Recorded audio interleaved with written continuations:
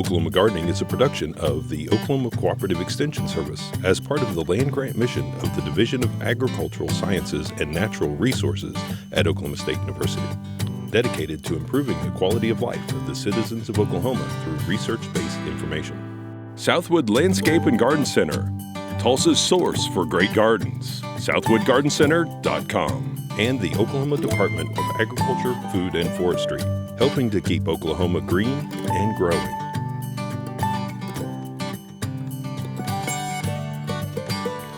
Welcome to Oklahoma Gardening. On today's show, we visit a mobile grocery store that provides easy access to people in food deserts throughout Tulsa, Oklahoma.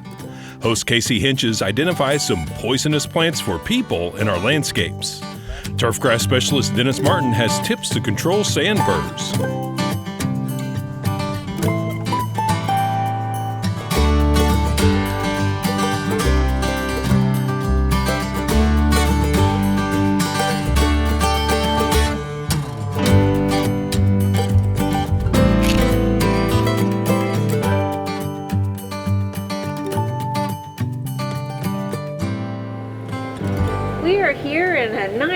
Horse trailer, and it might not look like what you're expecting, but this is R&G Family Grocers, and today talking with us is Josh Polson, and he's an employee of this grocery store. Can you tell us, how do you get a grocery store in a horse trailer? Well, it took a lot of effort with Katie and Scott, their idea, and also some fundraising and very generous benefactors to be able to make it into what it is. So it's and it's more than a horse trailer. Let's elaborate on what this is. Yes. We have fresh food, we have frozen food, we have refrigerated and canned. So we're able to be a grocery store that's able to travel into food deserts in the city of Tulsa. And food deserts, you want to elaborate on what it's defined as there's certain, I think, income level, but mainly it's over a mile to a real food, right, to produce that's fresh. And for people in this, where we're at right now, it's I think 2.4 miles to a grocery store. And that's if people don't have cars. I mean, we're in a very urban environment here. A lot of people in this stop, a lot of people don't have cars, and so I think it's 2 buses to get to the grocery store. The last stop I talked to a lady, it's an hour one way. Oh wow! Just to get to the grocery store. Because the bus won't just take you right to where you want to be. You've got to follow the route. Most of the time they don't. So you have a lot of supply here. Obviously, you provide a lot of fresh fruit and vegetables, but you also provide some of those basic necessities. I mean, there's things. We provide real and good food. We also provide things that people want that it's just too hard to go to get, like ice cream. To go an hour to try to get ice cream to put into your freezer is not very logistical. Right. It's not going to work, except for in the winter. And so we've got juices, we've got things for kids that are healthy, we've got things for people that are older that are healthy, things that like the insured kind of products. Like some of our customers are actually prescribed by their doctor to have it, but to go to the store to get it, I mean, it's a lot of effort for somebody who's in their 90s. Yeah, and this is just one aspect of the Healthy Community Initiative. Right. Can you elaborate on some of the other aspects? This is the project of the Healthy Community Store Initiative. We also have a farm where we have chickens and pigs and goats and all kinds of animals. There's a lot of different kinds of gardening, and we also are able to partner with being able to compost from restaurants and from other places. So you actually work with some elementary schools, from what I understand, with the composting.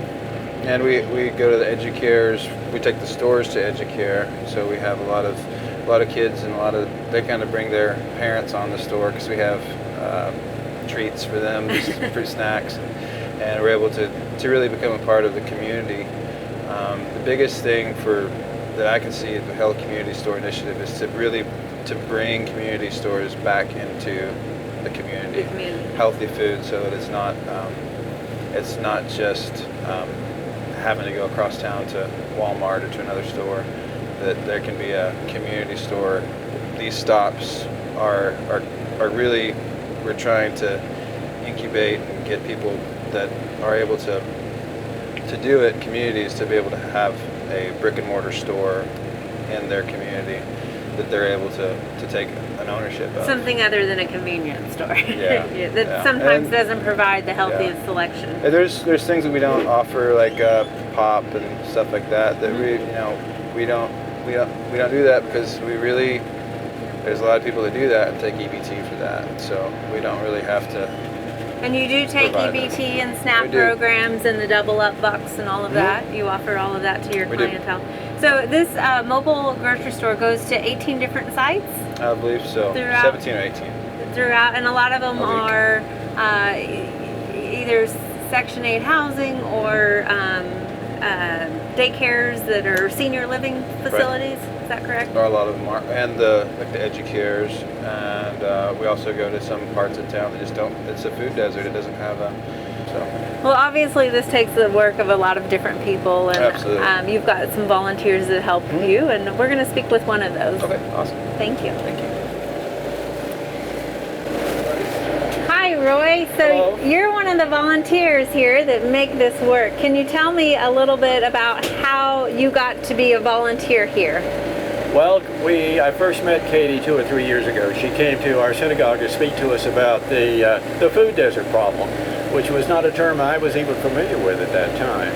But I thought it sounded really interesting and worthwhile, and I gave them a call. Do you need any volunteers? They said, come on out.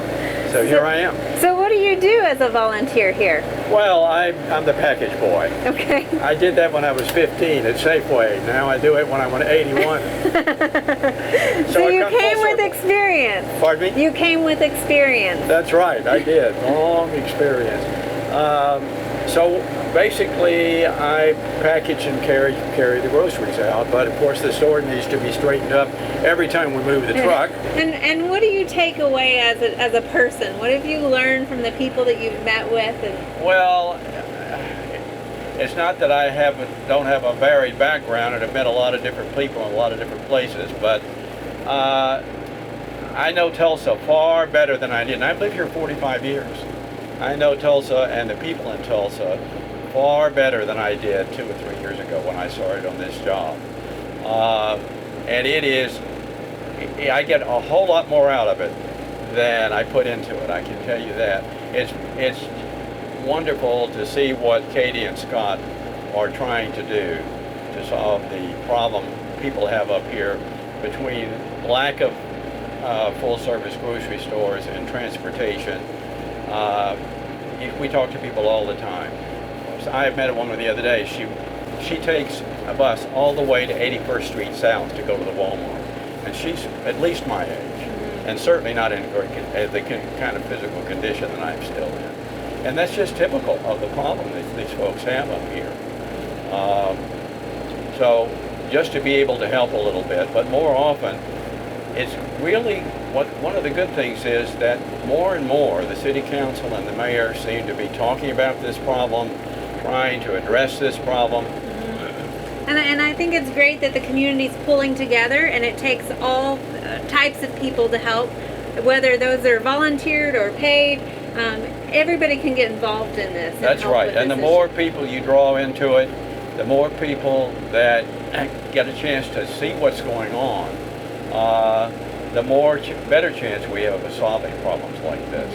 And I know we're a gardening show, but one of the reasons why we wanted to highlight this program is because ultimately this is where a lot of the food from the garden goes.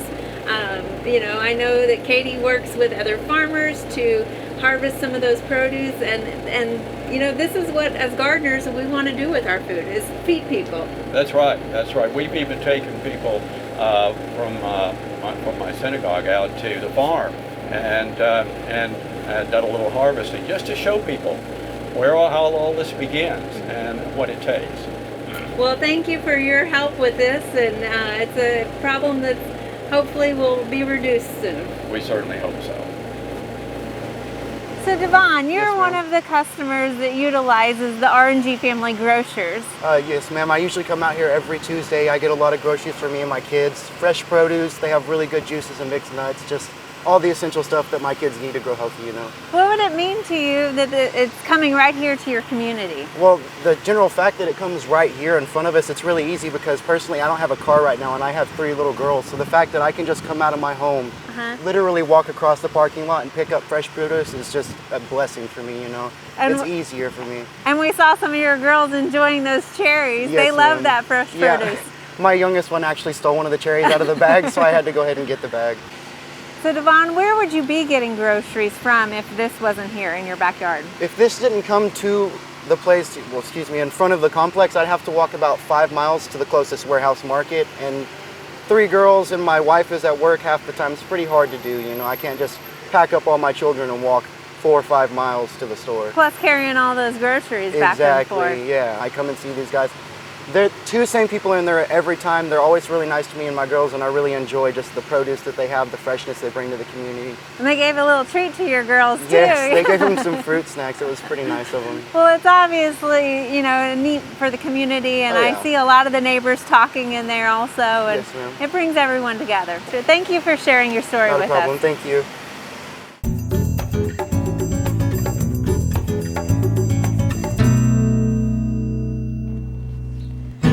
When I worked for Canadian County Extension, I used to get calls from concerned mothers about poisonous plants that maybe their children have encountered. And I wanted to talk today about some poisonous plants. Now, I have to first say that I am not a medical professional, and when I say the word toxic or poisonous, it could be as minor as a mild stomach irritation. It's not necessarily fatal. But I wanted to talk about some of these plants, and I don't want to alert people to any major concern, but as they say, an ounce of prevention is worth a pound of cure. And so we're going to go over a few of these plants that you might find in your landscape. Now, shrubs, we often add shrubs into our landscape because they give us a great foundation to our garden. They also provide a lot of structure, and one of the things that we love best about them is the evergreen foliage that they might provide and the berries. There are a few shrubs that you probably already have in your landscape, but you should be aware of if ingested could be toxic. That's azaleas, barberries, and hydrangeas. All parts of the azalea and other rhododendron species are toxic when ingested. They can cause nausea, vomiting, weakness, dizziness, and difficulty breathing. In severe cases, they could even result in a coma. All parts of a barberry plant are also poisonous, causing a depressant action on your heart muscles. Similarly, all parts of the Mahonia plant are the same. Hydrangea corsifolia, macrophylla, and arborescens have toxic leaves and bark that can cause gastric and intestinal problems. Vines are always a nice addition to our landscape as they give us that layered look. They often cover things both vertically and horizontally as a ground cover, and there's nothing better when a vine is in full bloom. But there are a few that you should be aware of when ingested could be poisonous, such as the clematis behind me, morning glory, English ivy, wisteria, honeysuckle, trumpet vine, and Virginia creeper. All can be toxic when ingested. While all parts of the clematis are toxic, it will mainly just cause gastrointestinal irritation. English ivy, a plant that we often let grow freely as a ground cover, has toxic leaves, stems, and fruit that can cause headache, fever, anxiety, breathing difficulties, and even a coma. When we look at honeysuckle, all parts of the Japanese and trumpet honeysuckle are toxic and can lead to diarrhea, irregular heartbeat, and respiratory failure. With morning glories, it is only the seeds and the roots which we are concerned about, as they can lead to hallucinations, vomiting, diarrhea, and muscle tightness. Wisteria has a few of these same symptoms when the pods or the seeds are ingested. Ironically, with trumpet creeper, all parts of the plant except the fruit is what is toxic, leading to gastric irritation, dilated pupils, and numbness in the hands. Finally, our native vine, the Virginia creeper. While often confused with poison ivy, it has 5 leaves, and it's the leaves and the berry that can lead to nausea, vomiting, abdominal pain, and kidney damage when ingested. We love our herbaceous plants because not only do they add an array of color, but they also add a lot of texture into our garden, and they allow our garden to change with the seasons. But there's a few that you need to be aware of that can be toxic when ingested, such as our iris, impatiens, periwinkles, and lantana. There's also a few bulbs that you should be aware of as well. You don't want to mistake your amaryllis bulb for an onion at Christmas time, as it is the bulb of the amaryllis and the seed that can lead to gastrointestinal problems, vomiting, and diarrhea, and that will not make for a good Christmas dinner.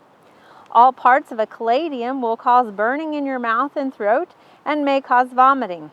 Ingestion of calla lilies, elephant ears, and jack-in-the-pulpit, which are all in the arum family, also have the same effect. While the root of an iris may look like a ginger root, ingestion of an iris rhizome can lead to severe digestive tract discomfort. All lily parts can cause dizziness and stomach pain and are also fatal to livestock. Finally, our perennial periwinkle vine can lead to intestinal irritation, but our annual periwinkles can cause hallucinations, damage to the liver, kidney, and nervous system when any part of the plant is ingested. While I know this may sound like a list of side effects for a prescription drug commercial, this is not meant to scare you or to prevent you from planting these in the garden, as many of these plants have been growing safely for hundreds of years in our gardens. This is just meant to bring awareness about these plants if ingested. Also, symptoms vary based off a person's personal current health situation, as well as the amount that was ingested, the type of part of the plant that was ingested, as well as the stage of that plant. For example, if you ate some of the fruit, was the fruit raw, was it ripe, or was it cooked?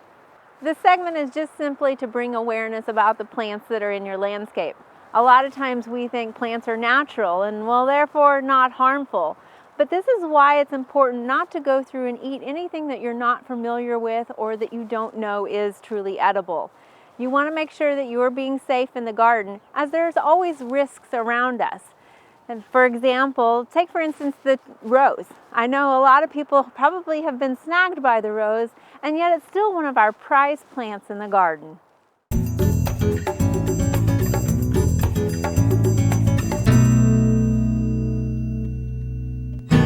Sandbur can be a very serious problem in Oklahoma lawns. There's 3 species of sandbur found in the state, but what they all have in common is they can be found on sandy, droughty, low fertility sites. 2 of those species are native and 1 is introduced. Here we have a specimen of sandbur found in this lawn right here. The problem created by this grass burr is the fruit, which is very spiny and very painful if we come in contact with it. Also, the spines can be long enough they can puncture thin tires like those found on a bicycle. Well, this is an annual to short-lived perennial. So depending upon the time of the year when you're engaging with sandbur, you could be using a pre-emergent herbicide to work on it, but also a post-emergent herbicide. Integrated pest management is the best strategy for working on sandbur. That involves getting a good basic soil test, correcting nutrient deficiencies, correcting drought stress through proper irrigation, and also selecting a grass that will be competitive on a site. Generally on these sandy sites we'll be going with common Bermuda grass.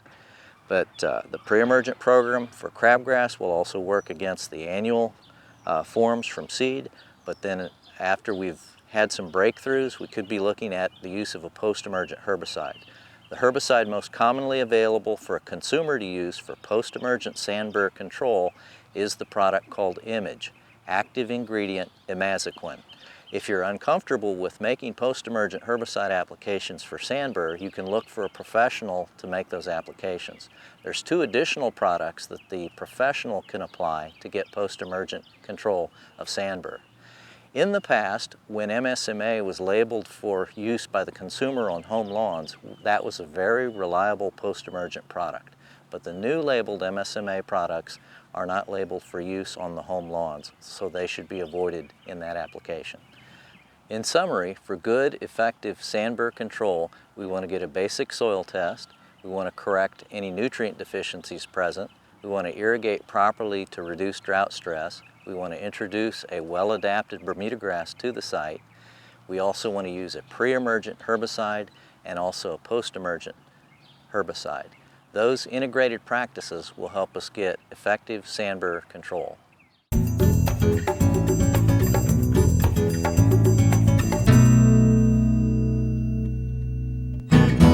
Today I'm doing green beans and caramelized sweet onions. Now you could use other kinds of onions, you could use shallots as well, but I'm going to use sweet onions because I like the flavor on them. I have a quart and a half of water here. I brought it to a boil and I've got a pound of green beans that I've cleaned. Now make sure you wash them well. You can stem the stem end if you choose, remove that. You don't have to remove both ends, although these have been more for my own entertainment, I guess, than for need. These are going to cook for about 3 to 4 minutes. We want them to come back. This is going to help clean them a little bit more if they need it. Mostly it's just going to soften them a bit. We're going to retain a lot of color. In fact, this will brighten the color because it's a short cook time. But you don't want to do it too long because we're going to cook them some more later on. So about 3 minutes on this, then we'll come back and put them in ice water to stop the cooking right away. All right, once your 3-minute time has gone by, then you can set that off. We want to get them into ice as quickly as we can. Now, if you have a colander, that works terrifically. I'm going to use a piece of equipment called a spider. I just want to get them out of the hot water and into ice water. They need to chill for about the same length of time in the ice water that you cook them for. So 3 minutes, if you thought they weren't quite done at 3 minutes, and you cooked them to 4, let them chill for 4 minutes. A very simple process. Again, it's just setting the color, stopping the cooking so that they don't continue to cook there because we're going to finish up the cooking in a little bit with some other ingredients. See if I can catch that last one. All right, while those are cooling, we'll go ahead and get started on the sweet onion part of this thing. So we're going to put a large skillet on. You need a large skillet because we're eventually going to move those green beans back in here. Plus we've got a few other ingredients that are going in as well. So let's put that on medium-high. I have a tablespoon of vegetable oil. I'm using olive oil today. And also a tablespoon of butter. If I can get that in there. And then 1.5 teaspoons of brown sugar. We're adding that because even though these onions are sweet, we want some browning and caramelization to occur. It will take longer if you don't add the brown sugar than it will if you do. So we're going to let those melt up a little bit. And then we're going to add the onions to that. Going to break these down. Okay, I think we can call it good for our purposes this afternoon. And go ahead and add the onions. Now you'll notice that I've cut them into wedges. You could cut them into, cut the onion in half and cut it in strips the other way as well. We just want to break them down so they're thin enough so that you get a lot of exposure to what's going on here. We're going to let this cook for about 2 minutes and then we're going to add another ingredient and then there's a short cooking time after that. So this is something that you kind of have to stay near but don't have to watch and stir the whole time. I'm just doing it to get it going and getting the ingredients blended together at the onset. I've got a tablespoon of red wine vinegar. You could use another flavor of vinegar if you chose. We just want that acidity going in here. And we're going to lower the heat now to medium-low, and we're going to let this cook for about 10 minutes. Since I'm outside in the breeze, we're going to have to keep a little bit higher. We might have to turn it up a little bit more than that because the heat blows away, but you judge based on where you're cooking. All right, we've got some nice golden brown going on here. So the green beans have been taken out of the water, and I drained them as well as I could. If you are more concerned, you could actually pat them dry. We're going to stir those together. And then we're going to saute them for about 5 more minutes. This is why we didn't want to overcook the green beans at the front end because we're going to add some additional cooking here. Basically what we're trying to do is get the green beans heated through. So if you decide the green beans are going to be too cooked at this point, you have a couple of options. One is to do less of the cooking up front, cook them for only 2 minutes for instance, or you can shorten the cooking time here as long as you get them heated through. We're going to let these cook for about 5 minutes. Until they're hot, then we're going to season them with a little salt and pepper, and then they're ready to eat. At this point, you're ready to season. I'm going to use the recipe I've got here calls for a 1/2 teaspoon of kosher salt and a 1/2 teaspoon of black pepper. This is the seasoning stage, and you're definitely allowed to adjust those amounts if you don't like it as spicy or if you like it more so. You can taste add more, maybe add half of it and then taste it and you see if you need the rest. That's all there is to this one. This one's ready for consumption. So serve it up on a plate. This should make about 4 servings, or if you're like me, maybe 2, since vegetables are definitely my favorite part. And there you go. I hope you'll give this a try. It's green beans and caramelized sweet onions. For Oklahoma Gardening, I'm Barbara Brown. There are lots of great horticultural events this time of year. Be sure and consider these activities when you're making your plans for the weeks ahead.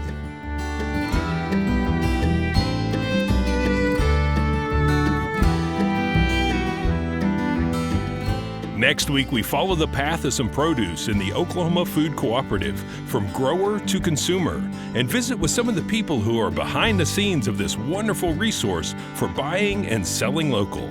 So be sure and join us then for more TV You'll Grow to Love.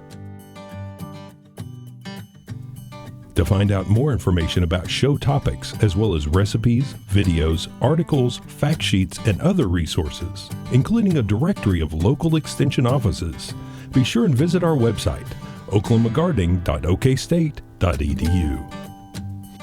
And we always have great information, answers to questions, photos, and gardening discussions on your favorite social media as well.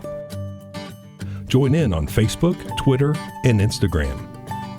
You can find this entire show and other recent shows, as well as individual segments on our Oklahoma Gardening YouTube channel. And tune in to our OK Gardening Classics YouTube channel to watch segments from previous hosts. Oklahoma Gardening is produced by the Oklahoma Cooperative Extension Service as part of the Division of Agricultural Sciences and Natural Resources at Oklahoma State University. The Botanic Garden at OSU is home to our studio gardens, and we encourage you to come visit this beautiful Stillwater jewel. We wish to thank our generous underwriters, Southwood Landscape and Garden Center, and the Oklahoma Department of Agriculture, Food, and Forestry. Additional support is provided by Pond Pro Shops, Greenleaf Nursery and the Garden Debut Plants, and the Oklahoma Horticultural Society.